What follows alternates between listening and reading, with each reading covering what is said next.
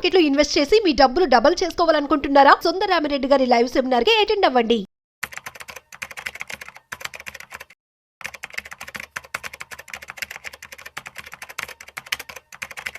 Mutual ఫండ్స్లో పెట్టుబడి పెడితే చాలా సేఫ్ అని బాగా అందరికీ తెలుసు. కాకపోతే ప్రస్తుతం ఉన్నటువంటి మార్కెట్ పరిస్థితుల రీత్యా ఇప్పుడు ఇన్వెస్ట్మెంట్ చేయడం ఎలా, at the same time A sectors బాగున్నాయి, వీటి గురించి పూర్తిగా మనం తెలుసుకోబోతున్నాం. సో వీడియోని మిస్ అవ్వకుండా ఎండ్ వరకు చూసేయండి. అయితే వీటి గురించి మనతో చెప్పడానికి నాతో ఉన్నారు mutual funds distributor Gandra Srinivas Reddy గారు. వారి మాటల్లోనే అడిగి తెలుసుకుందాం. సో హాయ్, హలో, నమస్తే, welcome to business buzz with Rajeev Pasupuleti on Suman TV.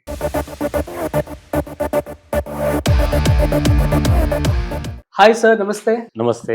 So ప్రస్తుతం మ్యూచువల్ ఫండ్స్ అనేది మంచిగా వెళ్తుందని చెప్పి అనుకోవచ్చు, అండ్ సెక్యూర్డ్ ఇన్వెస్ట్మెంట్స్ అని అందరికీ కూడా తెలుసు. అయితే ప్రస్తుతం మార్కెట్ పరిస్థితుల రీత్యా ఏ సెక్టార్స్ బాగున్నాయి, ఎందులో ఇన్వెస్ట్మెంట్ చేయమంటారు, అండ్ ఏంటి చెప్పు. ప్రస్తుతం ఉన్న పరిస్థితుల్లో అన్ని బాగున్నాయి. ఆల్ సెక్టర్ పర్టికులర్ ఇది అని కాదు, కొంచెం తక్కువ ఎక్కువ, బట్ ఓవరాల్గా అన్ని సెక్టార్స్ బాగున్నాయి. లాస్ట్ మంత్ సెప్టెంబర్లో మన ఇండియా గవర్నమెంట్కి వచ్చిన జిఎస్టీ కలెక్షన్స్ 1,89,000 కోట్లు. 1,89,000 కోట్ల జిఎస్టీ కలెక్షన్ వచ్చిందంటే మన ఇండస్ట్రీ యొక్క ప్రొడక్షన్ ఎంతో ఆలోచించండి. ఎంత సేల్ అయి ఉంటుంది, ఎంత కొని ఉంటాము, ఎందరికి జీవనోపాధి కలిగిందో చూడండి. That is the practical evidence of the good economy. 1,89,000 కోట్లు లాస్ట్ ఇయర్ సెప్టెంబర్తో పోలిస్తే ఒక 10% ఎక్కువ, ఇంచుమించు 9% ఎక్కువ. సో ఇంత మంచి అవకాశాలు మనకున్నాయి.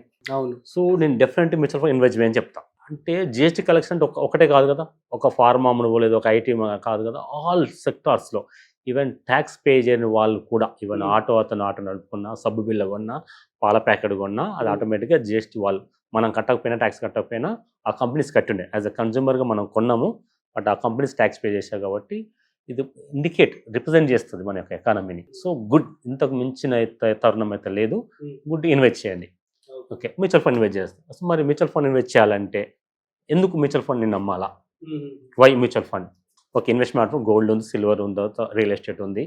ఓకే, బట్ మ్యూచువల్ ఫండ్ నేను రికమెండ్ చేస్తున్నా. మీరు అడగండి ఎందుకు నేను మ్యూచువల్ ఫండ్ ఇన్వెస్ట్ చేయాలంటే, ఫర్ ఎగ్జాంపుల్ మనకు డ్రైవింగ్ రాదనుకుందాం, ఒక డ్రైవర్ని పెట్టుకుంటాం. సేమ్ ఇక అలాగనే మ్యూచువల్ ఫండ్లో ఫండ్ మేనేజర్ ఉంటాడు. ఈ ఫండ్ మేనేజరే చాలా కీలకమైన పాత్ర. ఫండ్ మేనేజర్ అంటే మీ డబ్బుల్ని ఎక్కడ ఇన్వెస్ట్ చేయాలా, అంటే ఏ కంపెనీలో ఇన్వెస్ట్ చేయాలా, అంటే ఆ కంపెనీ డైరెక్టర్స్ ఎవరు, చైర్మన్ ఎవరు, ఫౌండర్స్ ఎవరు, వాళ్ళ యొక్క విజన్ ఏంటి, అలాంటి ఒక ఫౌండర్ ఉన్న కంపెనీని ఫస్ట్ డిస్కవర్ చేస్తారు. వాళ్ళ ప్రొడక్ట్ ఏం తయారు చేస్తున్నారు, ఆ ప్రొడక్ట్ ఫ్యూచర్లో ఉంటుందా అనాలిసిస్ చేస్తారు. తర్వాత వాళ్ళ సేల్ ఎలా ఉంటుంది, ప్రాఫిట్ మేకింగ్ కంపెనీనా, ఓన్లీ జస్ట్ టర్న్ ఓవరే ఉంటుందా, అలాంటి కంపెనీ సెలెక్ట్ చేసుకుంటారు. తర్వాత బయట ఎక్స్టర్నల్ ఫ్యాక్టర్ కొన్ని జరుగుతాయి. ఫర్ ఎగ్జాంపుల్ పాకిస్తాన్తో యుద్ధం జరిగింది గతంలో. ఓకే, దానివల్ల ఇంపాక్ట్ ఏమవుతుంది, ఏ ఇండస్ట్రీకి పడుతుంది అనేది మనకన్నా ముందు వాళ్ళకి బాగా తెలుస్తుంది. కామన్ మ్యాన్గా మన ఏదో న్యూస్ పేపర్ చదువుతాం కదా, అది అటు డిసిజన్ అయినాక మనకు తెలుస్తుంది. కాబట్టి ఫండ్ మేనేజర్కు చాలా అనుభవం ఉంటుంది, రీసెర్చ్ చేసి ఉంటాడు. సో ఎగ్జాంపుల్ చెప్తారండి, ట్రంప్ మొన్న ఏం చెప్పాడు, H1 అన్నాడు. సో దానివల్ల మనం ఎవరైనా హోల్డింగ్లో ఉంటే, సాఫ్ట్వేర్ కంపెనీలో స్టాక్ ఉందనుకోండి, ఎందుకు భయపడ్డారు నేను చెప్తా, will tell the Infosys, TCS కొనుక్కోమని ప్రతి ఒక్కరు చెప్తారు. సాఫ్ట్వేర్ ది బెస్ట్ కంపెనీస్ ఫ్యూచర్లో కొనుక్కోమని చెప్తాం. మీ యొక్క గ్రీన్లో ఉంది, ఒక 10,000 లాభం ఉంది అనుకుందాం. ఆ ట్రంప్ చెప్పగానే దాన్ని మంటే అమ్మేస్తారు. అంటే ఇంపాక్ట్ కూడా పడుతుంది, మరి మీ కంపెనీకి ఇంపాక్ట్ ఉండకపోవచ్చు, లేదా ఇంపాక్ట్ ఉంటే మైనస్ అవుతారు. అది మీకు తెలియదు కదా. అసలు మనకు ఒక కంపెనీ యొక్క బ్యాలెన్స్ షీట్ ఇస్తే మనం చదువుకోవడానికి 2 గంటల టైం పడుతుంది, అర్థం చేసుకోవడానికి 2 రోజులు టైం పడుతుంది. సిఏని వాళ్ళ పక్కన పెట్టేస్తే కామన్ మ్యాన్గా మనకి ఏం అర్థం కాదు. సో ఫండ్ మేనేజర్కు అంత నాలెడ్జ్ ఉంటుంది. వాళ్ళ డిసిజన్ ఎలా చేసుకోవాలా, ఫ్యూచర్ ఏంది అనేది తెలుస్తుంది. ఒక నిర్ణయం వల్ల, ఒక ట్రంప్ నిర్ణయం వల్ల కానీ, చైనా ఏదైనా రిస్ట్రిక్షన్ పెట్టినా కానీ, అట్లాగే రష్యా మనతో పుతిన్ రాబోతున్నాడు డిసెంబర్లో. అతను రావడం వల్ల ఏ సెక్టార్కు లాభం వస్తుంది? అందరంటే గుడ్డిగా డిఫెన్స్ అంటారు, బట్ డిఫెన్స్లో ఏ కంపెనీ వస్తుంది? ఎగ్జాక్ట్గా చెప్పలేం కదా. సో ఆ మ్యూచువల్ ఫండ్ మీద ఏం చేస్తారంటే, కరెక్ట్గా దేని మీద డీల్ జరుగుతుంది, ఆ డీల్ మీద ఆ కంపెనీకి ఎంత స్కోప్ ఉంది, రియల్గా మెటీరియల్ అవుతుందా లేదా అని బట్టి ఉంటుంది. అంత ఈజీ కాదండి. So fund manager have the full knowledge. So మీరు రీసెర్చ్ చేస్తారు అంటే ఆల్రెడీ ఇన్వెస్ట్మెంట్ అయిపోయిన తర్వాత మీకు న్యూస్ వస్తుంది. మీరు మీ పని మీద మీరు దీన్ని పక్క పెట్టి రీసెర్చ్ చేస్తున్నారు అనుకోండి, మీ ఎగ్జిస్టింగ్ కెరీర్, ఫర్ ఎగ్జాంపుల్ మీ బాధ్యతమైన ఒక లెక్చరర్ పోస్ట్లో ఉన్నారు అనుకుందాం, మీ పిల్లలకు అప్డేట్ చెప్పాల్సి వస్తుంది. డాక్టర్ అనుకోండి, మనసు అంతా ఎక్కడ ఉండాలా, ప్రాణం పోసే వైద్య వృత్తి ఆపరేషన్ చేసేటప్పుడు టార్గెట్ నాన్న అక్కడే. సో కాబట్టి మీ వృత్తికి ఇబ్బంది లేకుండా, డిస్టర్బ్ కాకుండా మ్యూచువల్ ఫండ్ డిస్ట్రిబ్యూటర్ ఆ యొక్క ఫండ్ మేనేజర్ మొత్తం చూస్తారు. ఇక తర్వాత ఏముంటుందంటే ఫ్యూచర్ కంపెనీ ఎలా అవుతుంది. I will tell you some monopoly companies ఉంటాయి. నేను చెప్తా, చాలా మంది చెప్తా మోనోపాలీ కంపెనీ అయితే డబ్బులు వస్తాయని చెప్తాం. సమ్ టైమ్ మోనోపాలీ కంపెనీలో కూడా ఇంపాక్ట్ జరుగుతుంది. ఫర్ ఎగ్జాంపుల్ ఐఈఎక్స్ ఉంది, Indian exchange power exchange company, అది మోనోపాలీ. బట్ కొన్ని నిర్ణయాల వల్ల మార్కెట్ 50% పడిపోయింది ఆ షేర్ ఆల్మోస్ట్. సో ఆ నిర్ణయం అది దేని మీద పడుతుందో మనకు తెలియదు. తర్వాత బీఎస్సీ ఉంది, ఎవరు షేర్ అమ్ముకోవాలన్నా బీఎస్సీ ఉంటుంది. బట్ వాళ్ళ యొక్క పరిణామాలు ఏం జరుగుతున్నాయి అంటే ఆ ఫీచర్స్ ఆప్షన్స్లో తీసే అవకాశం జరుగుతుంది. సో అది ఎంత ఇంపాక్ట్ ఉంటుంది అనాలిసిస్ మనకు తెలియదు. ఫండ్ మేనేజర్కి అయితే ఆ కంపెనీ డైరెక్టర్ చైర్మన్ అపాయింట్మెంట్ ఇస్తారు. వాళ్ళు చెప్తారు ఫ్యూచర్ ఏంది, మేము ఏం చేస్తాము, మా నేచర్ ఆఫ్ బిజినెస్ ఏంది, మేము ఫ్యూచర్ ఎలా గ్రోత్ అవుతాము అని చెప్తుంటారు. ఫర్ ఎగ్జాంపుల్ మారుతి కంపెనీ తీసుకుందాం. మీకు చాలా మంది ఏంటంటే మారుతి కంపెనీ రోడ్ల మీద ఎదురుతున్నాయి గంతే అనుకుంటారు కదా. నాట్. వాళ్ళ టార్గెట్ ఎలా ఉంటుంది అంటే ఒక 5 years కల్లా ఫలానా కంట్రీలో మేము ఉండాలా అని చెప్తారు. మీరు నిజం అవుతుంటారు, మళ్ళీ ఫలానా కంట్రీలో కంప్లీట్ ఉండరా ఫండ్ మీద తెలుస్తుంది. వాళ్ళ నిజంగా సక్సెస్ అవుతారు లేదా, మరి వీళ్ళకి బ్యాంక్ లోన్ ఎవరు ఇస్తున్నారు, రీసెర్చ్ చేస్తున్నారు లేదా, మార్కెటింగ్ చేసే వాళ్ళు ఎలా. సో కాబట్టి ఈ ఫండ్ మేనేజర్కి ఎలా ఉంటుంది అంటే చాలా ఎక్స్పోజ్ ఉంటుంది, నాలెడ్జ్, ఎక్స్పీరియన్స్ ఉంటుంది. మీరు నమ్ముతారు ఒక్కొక్క ఫండ్ మేనేజర్ సమ్ టైమ్స్ ఐఐటీలు చదువుకున్న ఒక నెలకు ఒక ఇయర్లీ ఒక 4 crores ప్యాకేజ్ ఇచ్చిన సందర్భాలు ఉన్నాయి. మీరు న్యూస్ పేపర్ తిరిగి చూడండి. ఒక ఫండ్ మేనేజర్కి డాటా అనాలిసిస్ చేసే వాళ్ళకి ఒక 4 crores ఐఐటి చదువుకున్న వాళ్ళకి ఫ్రెషర్స్గా అలాంటి జాబ్స్, అంటే అంత నాలెడ్జ్. సో మీ డబ్బులు అన్నీ అక్కడ లక్షల కోట్ల మానిటర్ చేస్తారు కాబట్టి సో మనకంటే fund manager always safe side. ఒక విమానానికి పైలట్ ఎలానో, ఒక బస్కు డ్రైవర్ ఎలానో, సో మీ యొక్క ఫండ్ మొత్తాన్ని కూడా అతను మానిటర్ చేసి మీ గోల్కి అనుగుణంగా తీసుకెళ్తుంటారు. రిస్క్ మేనేజ్మెంట్, ఒకవేళ పడిపోతుంది ఏదో ఒక కారణం వల్ల పడిపోయింది అనుకుందాం, పడుతుంది. ఫర్ ఎగ్జాంపుల్ ఈ సంవత్సరం వర్షాలు బాగా పడినాయి, ఏ సెక్టర్కి లాభం వస్తుందో మనం పూర్తిగా గెజ్ చేయలేం. ఎగ్జాంపుల్ ఫర్టిలైజర్ కంపెనీకి లాభం వస్తుందా, ట్రాక్టర్ కంపెనీలు అమ్ముడు పోతాయా. For example tractor company GST వల్ల లాభమే, మాన్సూన్ వల్ల లాభమే, ఇంకా చాలా ఉంటాయి ఇంటర్నల్గా. సో ఫండ్ మేనేజర్, నాకున్నది ఇంత నాలెడ్జ్ ఉందంటే ఫండ్ మేనేజర్కి ఎలా ఉంటుంది. సో ఫండ్ మేనేజర్ మన డబ్బులను మంచిగా భద్రంగా తీసుకెళ్లేసి ఫండ్ మేనేజర్కి అప్ప చెప్పేస్తారు. మ్యూచువల్ ఫండ్ చేస్తే వాళ్ళు ఫ్యూచర్లో మంచి డబ్బులు తేవడానికి అవకాశం ఇస్తారు. సో సెక్టార్స్ ఏమన్నా ఒక 5 చెప్పగలరా? Good sectors. మన గుడ్ సెక్టర్ ముందు ఫండ్స్ చెప్తాం. సెక్టార్ అంటే always power companies best. Power ఎందుకంటే ఇండియా ఎమర్జింగ్ మార్కెట్, బాగా డెవలప్ అవుతున్న కంపెనీ. దీనికి చాలా పవర్ అవసరం పడుతుంది, ఇండస్ట్రీ పరంగా చాలా అవసరం పడుతుంది. మనం డొమెస్టిక్ లో వాడుతున్నాం, ఎవ్రీ మంత్ ఎవ్రీ ఇయర్ మనం రికార్డ్ బ్రేక్ లో ఎక్కువ యూసెస్ పవర్ యూజ్ చేస్తున్నాం. కాబట్టి power companies, transformer companies, electrical వంటి డిమాండ్ ఉంటుంది. గవర్నమెంట్ సోలార్, గ్రీన్ ఎనర్జీ మీద బాగా ఫోకస్ చేసింది, ఇది మీద బాగుంటుంది.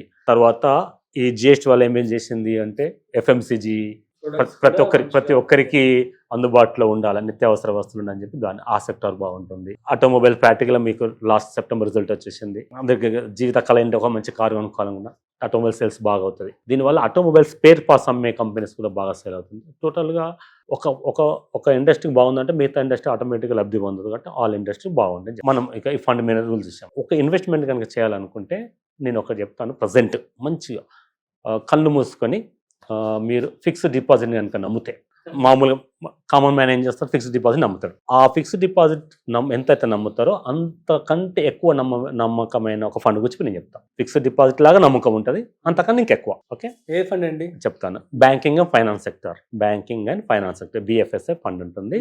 ఆల్మోస్ట్ చాలా మేజర్ ఫండ్ హౌస్ అని రన్ చేస్తున్నారు. బ్యాంకులు ఫిక్స్డ్ ఏం చేస్తాము అంటే మనకు RBI నమ్మకంతో మనం చేస్తాం. గుడ్. ఇంకా అదనంగా ఇంకొక బాస్ వస్తే బాగుంటుంది కదా, అదే సెబీ.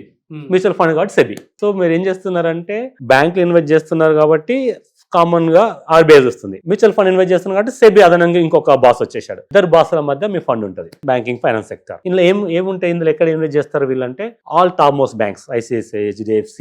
మీరు నమ్ముతారా, HDFC యొక్క బ్యాంక్ యొక్క మార్కెట్ క్యాపిటలైజేషన్ 12 lakhs crores ఉంటుంది, హైయెస్ట్ బ్యాంక్.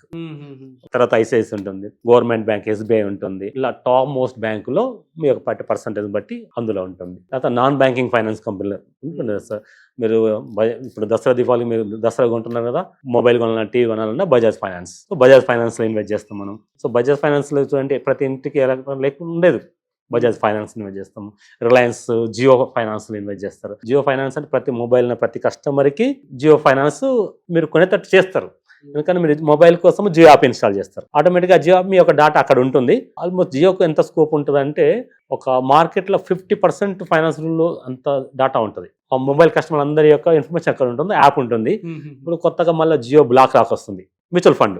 మీరు నమ్ముతారో నమ్మరో, జియో కనుక చెప్పింది, రిలయన్స్ కనుక చెప్పింది అంటే అక్షరాల అంతకంటే ఎక్కువ జరుగుతుంది. ఒకప్పుడు టెలికాంలో 97, 98, 2000 టైంలో రిలయన్స్ వాళ్ళు చెప్పిన హామీ ఏంటి అంటే ప్రతి నలుగురిలో ఒక మా అప్పుడు రిలయన్స్ అంటారు, ఇప్పుడు జియో అంటున్నాం, బట్ అప్పుడు రిలయన్స్ ఉంటుందని చెప్పారు. వాళ్ళు ప్రాక్టికల్గా ప్రతి ఒక్కరి చేతిలో ఒక జియోకి నంబర్ ఉంది. Highest subscriber in the world. జియోకు నన్ను సబ్స్క్రైబర్ ఏ కంట్రీలో ఎవరు లేరు. హైయెస్ట్ అంటే అంత సక్సెస్.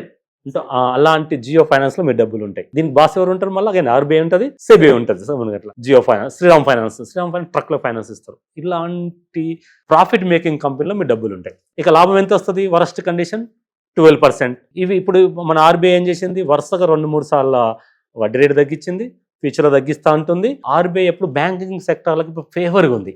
ప్రతి ఒక్కరికి అప్పు అవసరము, ఇండస్ట్రీస్కి లోన్ కావాలా, కామన్ మ్యాన్ బతకాలంటే లోన్ కావాలా. కాబట్టి ఆర్బీఐ తీసుకునే నిర్ణయం వల్ల వీటికి ఇండస్ట్రీకి చాలా గ్రోత్ ఉంటుంది. సో 15% సిఏజిఆర్ చొప్పున మనకు మంచి ప్రాఫిట్ వస్తుంది. చూడండి, బ్యాంకులకు వచ్చేంత, బ్యాంకు వాటికి వచ్చేంత భద్రత ఉంది, నమ్మకం ఉంది, పీస్ఫుల్ ఉంది. లాభమేమో మంచి ట్రెండింగ్ సెక్టార్. ఇప్పుడు ఎట్లా అంటే కళ్ళు మూసుకొని ఇన్వెస్ట్ చేయండి మంచిగా, ఆటోమేటిక్గా 15% సిఏజిఆర్ చొప్పున ఈజీగా వస్తుందని నా యొక్క గెస్సింగ్. మీరు మళ్ళీ మీ యొక్క మ్యూచువల్ ఫండ్ అడ్వైజర్ని కానీ మీ ఫైనాన్షియల్గా స్టడీ చేసి ఇన్వెస్ట్ చేయాలని నేను కోరుతాను. ఇది బెస్ట్, నాకున్న పరిజ్ఞానం ప్రకారం పరిశీలన చేసుకోవచ్చు. ఇన్వెస్ట్ చేయడానికి మంచి investment banking and finance sector. Thank you so much. Thank so you. Guys, మీ అందరికీ అర్థమైంది కదా. సో ఇవి ప్రస్తుతం ఉన్నటువంటి best sectors in mutual funds అనమాట. మీరు కూడా ఇన్వెస్ట్మెంట్ చేసే ముందు ప్రాపర్గా స్టడీ చేసి ఆ తర్వాత మాత్రమే ఇన్వెస్ట్మెంట్ చేసుకోండి. That's it. మీకు కనుక ఇంకేమైనా డౌట్స్ కానీ ఉన్నా, లేదంటే మీరు సార్తో మాట్లాడాలి అనుకుంటున్నా, కింద డిస్ప్లే అవుతున్న నెంబర్కి కాల్ చేయండి. సో మేము మీకు సార్తో కనెక్ట్ చేస్తాం. That's it. మరొక ఇంట్రెస్టింగ్ కాంటెంట్తో మళ్ళీ కలుద్దాం. అంతవరకు చూస్తూనే ఉండండి Suman TV. This is Rajeev signing off. Video నచ్చినట్లయితే like, share and subscribe. Thanks for watching.